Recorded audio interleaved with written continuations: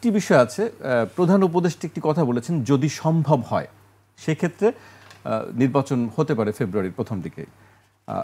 আপনি কি বলবেন যে যদি সম্ভব হয় এটার পেছনে কি আসলে কোনো আশঙ্কা আছে, বা এই সময়ের মধ্যে সংস্কার বা বিচার দৃশ্যমান কোনো কিছু হবে না, এরকম কোনো কিছু? আপনাকে ধন্যবাদ। আপনার মাধ্যমে 21 টেলিভিশনের দর্শক শ্রোতা বিভিন্ন দেশ থেকে যারা দেখছেন তাদের সশ্রদ্ধ সালাম। বিজ্ঞ সমালোচক ডক্টর আব্দুল নূর তুষারকে ধন্যবাদ।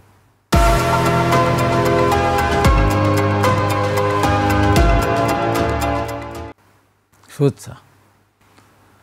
আসলে লন্ডনে যে বৈঠকটি হয়েছে আমাদের দলের ভারপ্রাপ্ত চেয়ারম্যান তারেক রহমানের সঙ্গে প্রধান উপদেষ্টা, অনুষ্ঠানের মধ্যে যেটা আমরা দেখেছি যে আন্তরিকতার যে ছাপটা আমরা দেখেছি, তাতে আমি বিশ্বাস করি এবং আমি আশাও করি এবং এটা উচিত যে ফেব্রুয়ারির ভিতরে যদি তবে যাই থাক না কেন তার ভিতরে নির্বাচনটা অনুষ্ঠিত হবে আশা করি এবং হওয়া উচিত।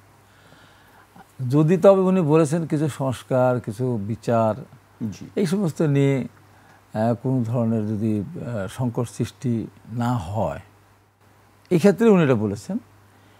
আমি আশা করি যে সব কিছু শেষমেশ সুন্দরভাবে সমাধান হবে এবং নির্বাচন হবে এবং হওয়ার দরকার। এই কারণে যে এখন বাংলাদেশ যেভাবে চলছে বাস্তবিক অর্থে, যে বর্তমান মানে আমাদের ইন্ডিয়ান গভর্নমেন্টের যিনি প্রধান উপদেষ্টা, সারা পৃথিবীব্যাপী তার একটা আলাদা অবস্থান আছে বা তাকে সম্মান করে বা সমাদৃত। কিন্তু যেহেতু নির্বাচিত সরকার দেশে নেই এবং দেশ কোন পথে যাবে, কবে নির্বাচন হবে, এরকম অনিশ্চয়তা আছে বিধায়ী এই যে বড় একটা সাবমিট হয়ে গেল, বিভিন্ন দেশ থেকে বড় বড় দেশ আসলে উন্নয়নশীল দেশগুলো, তারা উন্নত দেশগুলি আসলে বাংলাদেশ ইনভেস্ট করবে বলে আজ পর্যন্ত কিন্তু তারা কোনো ধরনের কোনো বলছেন না কেউ যে আমরা করবো, কারণ তারা বলেছেন করবে, কিন্তু এই অনিশ্চিত অবস্থায় কেউ আসবে না।